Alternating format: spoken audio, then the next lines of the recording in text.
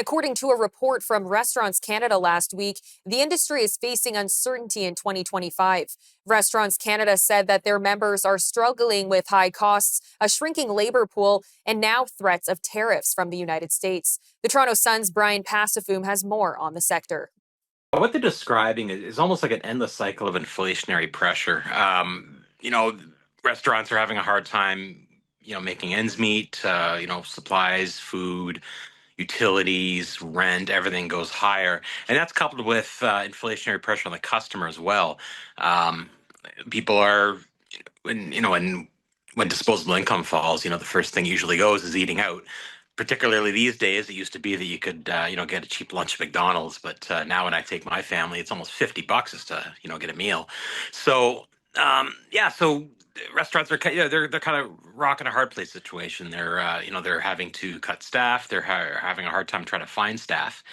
And at the same time, people are just eating out less. So it's what that translates into is the restaurant industry in Canada is only going to see a 0.08 real growth for 2025, which is a disappointing because they're just coming off the pandemic. Pandemic was really hard on restaurants. Restaurants had to close.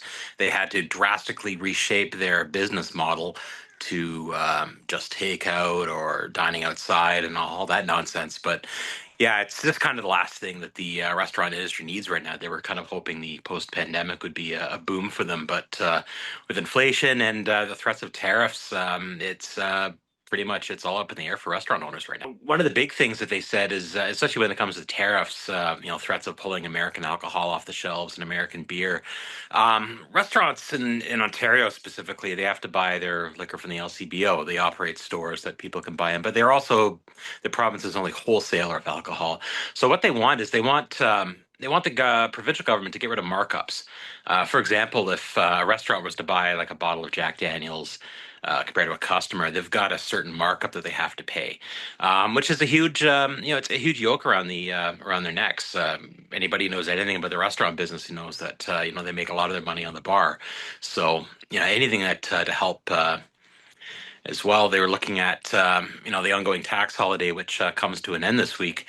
They gave a big boost, and they're hoping that they restaurants are in trouble right now. They're not looking for a bailout. They're not looking for a handout. They're looking for help. They're looking for assistance, especially a lot of the small operators. They're going out of business and need all the help they can get.